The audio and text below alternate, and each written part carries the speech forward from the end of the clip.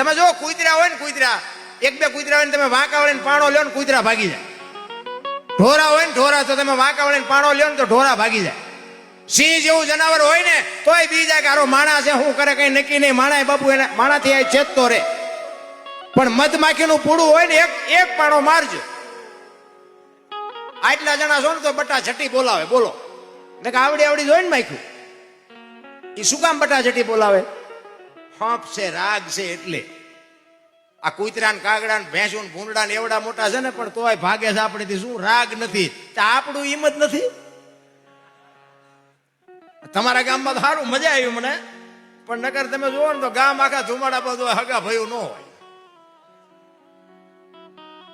એકતાની મજા છે. કાળમીટ પાણો હોય ને બાબુ એને શેણી રાખીને ઘણ મારો ને એ તૂટે નહીં, પણ બહુ મહેનત કરીને એને તોડો ને પછી એની જે તિરાડ પડે ને એમાં માટી ભરાય ને પછી લાપડું એમાં ઉગે. સમજી લેજો, લાપડા મજા કરે. જેથી કુટુંબ પરિવારમાં તિરાડ પડે ને તેથી રાકા આવીને માલપા મજા કરી જાય છે. એક લખી લેજો.